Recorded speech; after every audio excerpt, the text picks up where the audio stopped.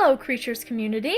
I'm Jessica, back with another Creatures video. As you may know, I have an underwater world in Creatures docking station that I've been working on setting up, and featured here is part of it. I just wanted to go on a quick tour, and show you a couple of advanced features for customizing metarooms. So, this is Artemia C, which is going to be the main area that we're going to see featured. It's mostly set up with everything that comes with it. There are a few additional agents that you might spot, the anemones, there's a few little crabs running around, but basically this one comes with a ton of fauna and flora, otherwise known as plants and critters, that kind of just create their own ecological system. They all work very well together, and as you can see, it is an absolutely huge area, and it's wonderful for all different types of underwater worlds. So this is where I'm going to be featuring the majority of this world. However, there are two other parts that we'll kind of jump into right now, just to take a look at them. The first one is this kind of dark, mysterious looking underwater area known as the Deep Abyss. It's a pretty large area, not as big as Artemia C, but it still has a lot of features to it. You'll notice I've added in some agents such as crabsters, there's some sea garden objects, and it's a little more sparsely populated maybe than Artemia C, but we'll see why once this world starts up. We're going to be jumping back here in just a second, but first let's take a look at the very last meta room I'll be using, which is the Past Seas. And this one may look really tiny compared to the other large areas, but I really like it, and it's going to serve an important purpose in this world that I have coming up. So that's a quick tour of what everyone looks at, or what everything looks like right now, if I can actually talk. And what I want to go through with the advanced features is creating basically CA links between these different meta rooms. CA stands for Cellular Automata, otherwise known as smells. These are it's not 100% accurate because smells also includes things like light and nutrients, which aren't really smells, but think of it in terms of smells and that kind of makes sense. So the first step I want to do here is to use the Magic Words Room Edit command DMAP, which is just simply going to draw a map of all of the different cells or rooms in each area. So it's pretty straightforward, we can see them all. Another thing to note here is that I use elevines instead of the existing lifts. There's nothing wrong with the ones that came with this meta room. I also did the same thing in Past Seas. As we can see over here, they're a little hard to see, but there's elevines there. Again, nothing wrong with the ones that came with it. This is just my own personal preference. I like the elevines. So, again, with the same module for magic words, we're going to find the CA links, which won't take too long because this isn't too large of a world, but it's going to make these different little colored dots appear where there are CA links. So we can see where the elevines were added in. They're in the same exact area as the lift one, so there's no work here in Past Seas.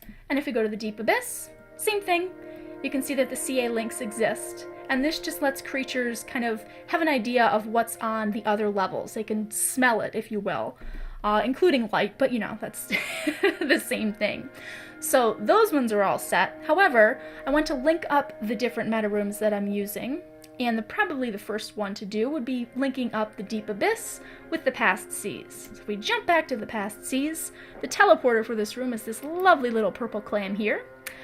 I actually want to place it down over here. You'll see once we get this world started what lives over here and why we don't want it too easy to get to. So we're just going to leave it there, go back to the Deep Abyss, and it would be easy to just kind of drop the teleporter on the ground here and be done with it, but I wanted to make things a little more interesting. And what I tried out is we're actually going to place the corresponding clam right here, so it's going to look like it's being held up by these thermal bubbles.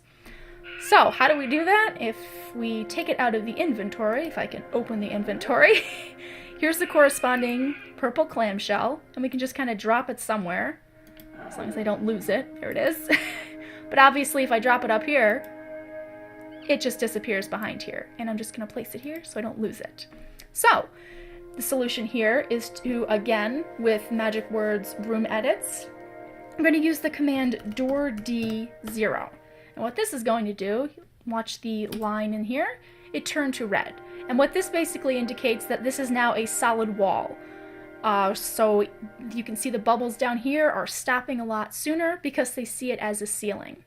So while the boundary is changed, I'm just going to take this, place it right up here where it's going to look like it's held up by the vents. And actually I think I have to move it just a tad over this way. So that should look like it's held up, hopefully in the right spot. We'll do door D100, which is now going to make that not look like a wall. And now you can see that the clam looks like it's kind of being pushed up there. It's a little corny, but you know, I need to have my fun. So we might think, all right, there, we're done. The teleporter's done. But again, don't forget, we need to make those CA links. So we'll use the command make CA link, and you'll see that we now have our little dot there, and we go into the other room where we have the other teleporter, make CA link, and our CA link is created. And it did change the color, bright pink, but then if we go back to the deep abyss, there it is. So those rooms are now linked together, so creatures can kind of sense what's on the other side. And since this is an underwater area, that's why I have a teleporter sort of in mid-water. It's not really mid-air, because again, this is underwater. So, to link up Artemia C and the deep abyss, I want to do a similar sort of process. However, the teleporter for the deep abyss is immovable to start with. Fortunately, there's a magic words module called cloning that comes with the command movable. So if I type that while I am hovering over the object, I can now pick it up.